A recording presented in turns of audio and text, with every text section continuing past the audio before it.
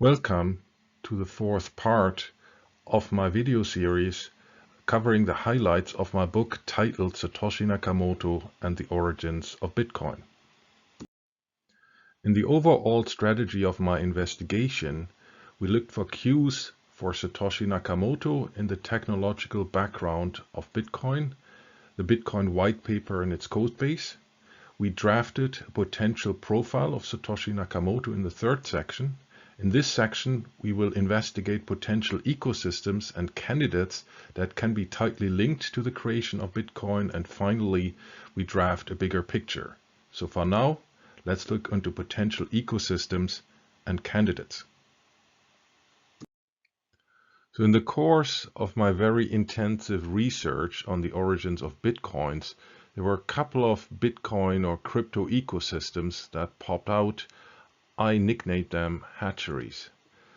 So first and foremost, it was the Benelux with Leuven in Belgium, with KU Leuven and the COSIC Center and the neighboring UC Leuven. In Amsterdam in the Netherlands, it was CWI and DigiCash, which had major activities throughout the 1990s. And TU Eindhoven, also in the Netherlands, with the EIPSI Center. The next one was a digital nation of Estonia, particularly the groups in Tallinn and Tartu, and the traces were found in publications on topics very much related to Bitcoin, the National X-Road project and the company Guardtime. In the United Kingdom, you had a couple of ecosystems. I wanted to focus a little bit on the Cambridge crypto ecosystem. And in Denmark, it's mainly the University of Aarhus and the Cryptomatic Company. In Anglo-America, so USA and Canada, there were a lot of places. So they have a world-class cryptography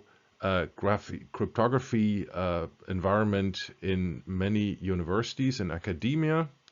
And this was also the birthplace of the still thriving cypherpunk scene.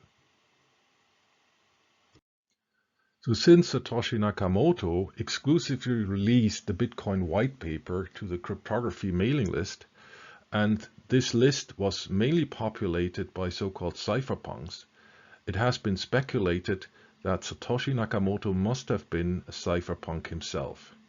In my personal investigation, I didn't collect a lot of evidence, at least not for supporting the hypothesis that he was a diehard cypherpunk, but he was certainly related to it.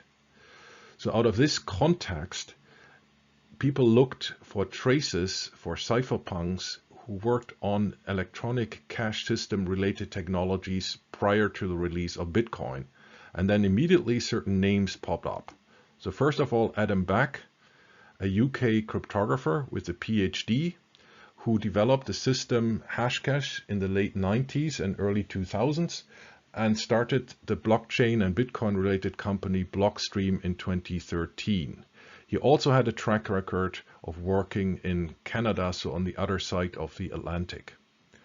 The next one was Wei Dai, and as Adam Back, he was cited in the Bitcoin white paper. He's very famous of having released a concept for an electronic cash system called B-Money in 1998. Another one who was not cited in the Bitcoin white paper, was later mentioned by Satoshi Nakamoto in some communication, was Nick Szabo, a US-based researcher who developed the concept for BitGold, which is showing some amazing parallels to Bitcoin. And he's also affiliated with coining the terminology of smart contracts. A very hot candidate was always considered to be Hal Finney. He was based in Pacific time zone in the US. Unfortunately, he died in 2014. He's considered to be the first person who ran Bitcoin in the beginning of 2009. Last but not least, it's Len Sessamon, who is not known to have done some significant work on electronic cash systems before Bitcoin. But he was a US diehard cypherpunk, and before Bitcoin, he decided to move and to pursue a postgrad studies in COSIC, so in Belgium, so one of the hatcheries that is considered to have contributed to the creation of Bitcoin. So amongst these 5 suspects, I want to tell you why I personally believe, having gone through all the evidence of my quite extensive investigation, why these people cannot be Satoshi Nakamoto or are highly unlikely to be Satoshi Nakamoto. And in most of the cases, it's not because they wouldn't have had in principle the technical capability to do it. So let's start with Back, Dai, Szabo, and Finney. Going through all the communication of Satoshi Nakamoto and its entire pattern of concealing his privacy, I think he wouldn't have been the type of person who would have published or communicated Bitcoin-related content before and after Bitcoin under his real name. But all these four individuals did that. So that is maybe not a hard exclusion criterion, but a pretty convincing one. Next, completely different type of evidence. I do not think that all these five people, in particular Dai, Szabo, and Finney, being based, as far as I know, completely in the US, would have had even noticed or been able to retrieve a hard copy of the citation 2 in the Bitcoin white paper, which was only available as a hard copy, mainly in local libraries in the Benelux. Third, we have the headline of the Times encoded in the Bitcoin source code, and as we stressed, that most likely required access to the print edition that was mainly available in the UK. Right, so that excludes essentially all those candidates who are mainly affiliated in the US, or even more strictly, never really lived in the UK. That would mean they needed to have an interest in the UK and physical access to a hard copy. So the only candidate that would have a credible reasoning for having that access would be Adam Back. Actually, all others would be out. And last but not least, it's very clear that Satoshi Nakamoto must have been a very proficient expert C++ coder, at least to my base of information. I don't think Nick Szabo and Len Sessamon had that skill set.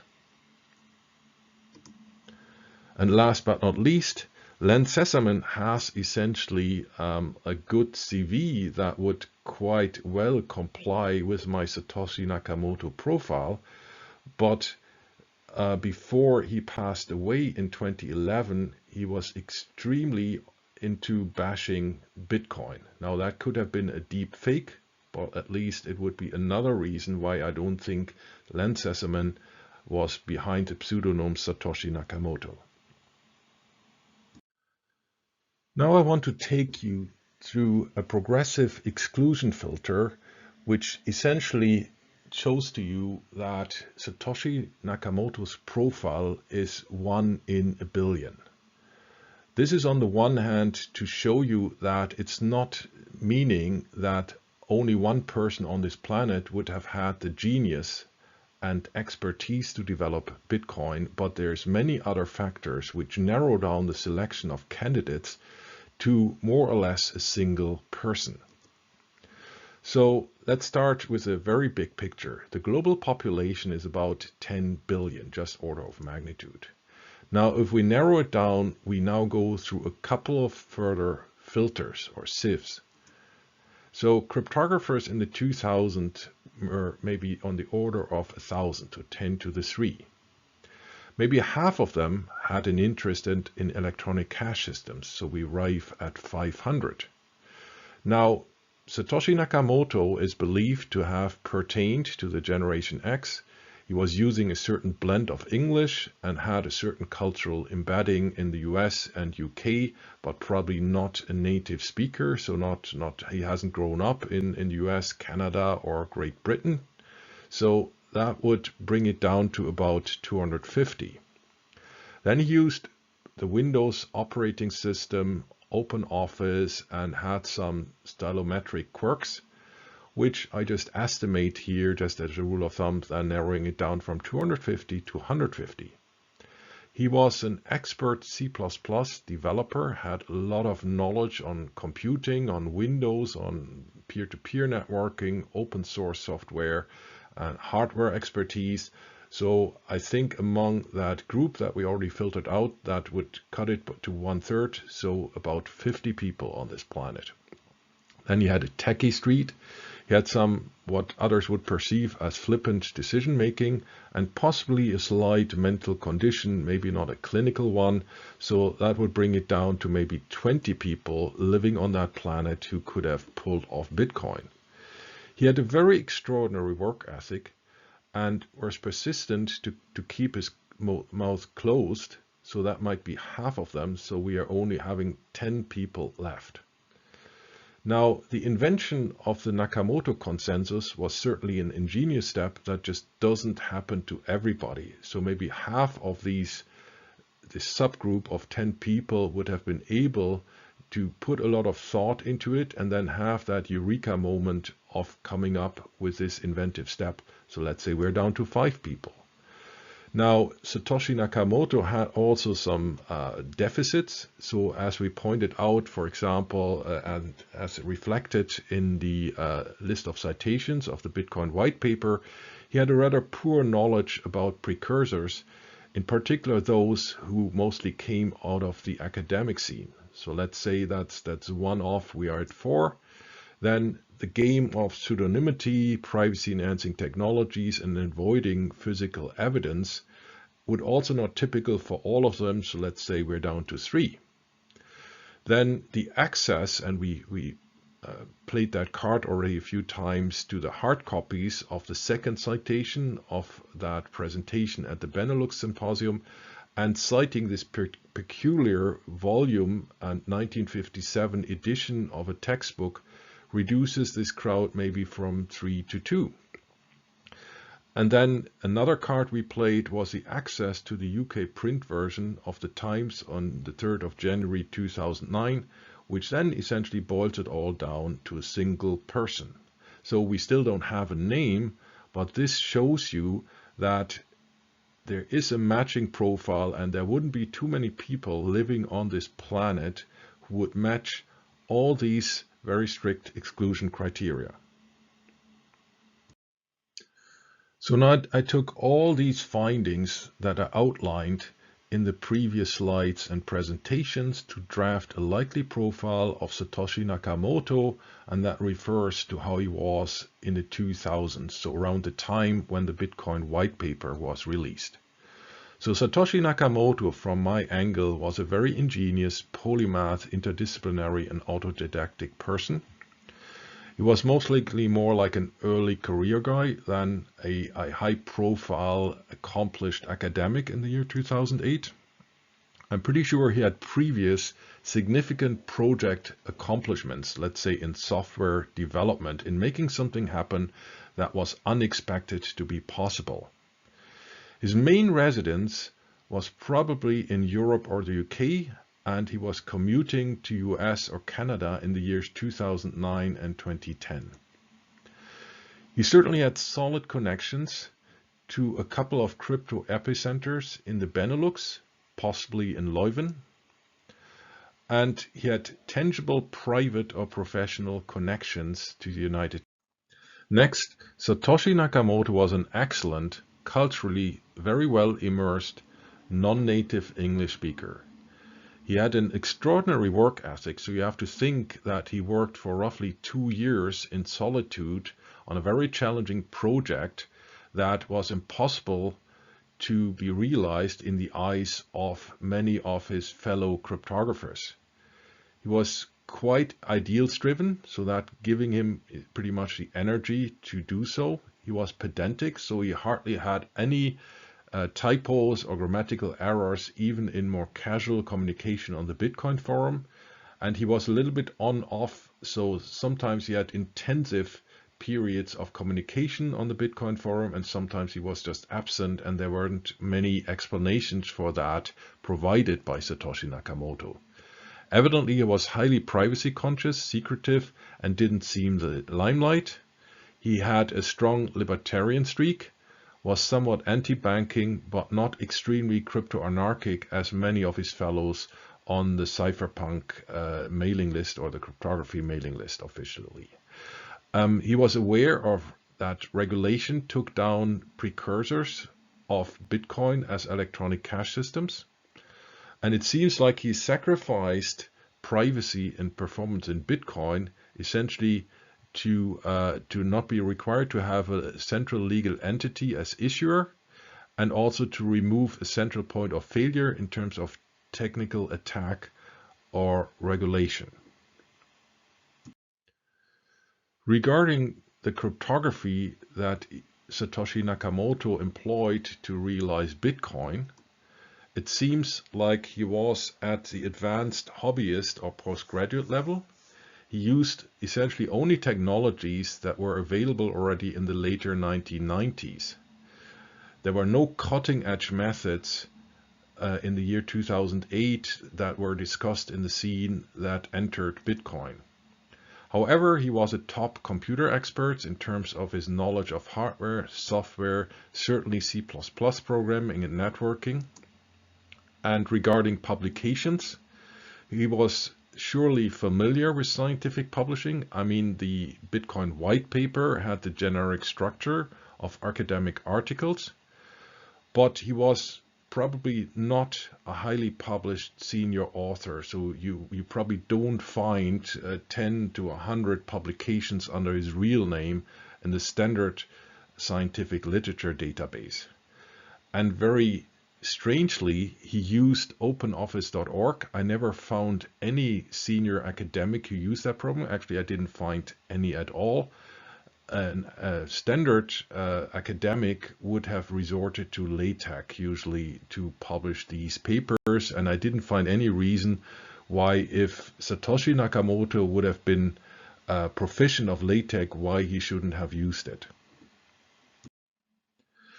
Now, if you combine the putative profile we have drafted and try to find candidates that have resided or had very close links to the ecosystems or hatcheries that we also pointed out before, you can easily find candidates which I term transatlantic bridges.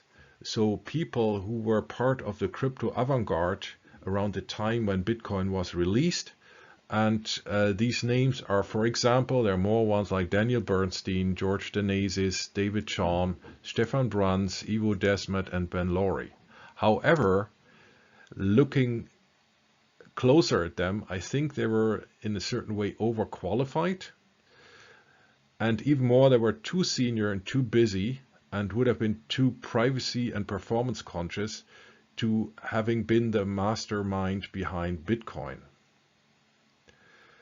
In popular journalism, there were also some, I would call them celebrity nominations, like Elon Musk, Paul LaRue, like an international criminal, essentially, who is now behind bars, and Craig Wright. However, now I devoted major sections to them in my book, and the summary outcome is I would see it very unlikely that one of them would have invented Bitcoin. And then I had further sections dealing with a couple of what I would call dark horses. So people that would have certain characteristics that qualifies them in a certain way to have been behind the pseudonym Satoshi Nakamoto. However, there's too few information about them available to really scan their profiles with sufficient vigor. So there's some question marks there behind these nominations, and certainly I don't claim that I have included all possible candidates in my book, but quite a number of them. And I would speculate that the real Satoshi Nakamoto would have a profile quite close to these nominations, so please refer to my book if you want to read this in more detail. All this information related to my investigation can be all found in my book called Satoshi Nakamoto and the Origins of Bitcoin, which is available at satoshinakamoto.be. In particular, this section covers the likely profile Here are the subtopics that are covered in the book. The Bitcoin hatcheries are found in the Benelux, United Kingdom, Scandinavia, Estonia, North America, and potentially even Japan. And finally, you find some coverage of certain candidates that undoubtedly show certain traits that would be very similar to the Satoshi Nakamoto profile, which you can also read through in this book. So if you liked my video, please click the like button and subscribe to my channel.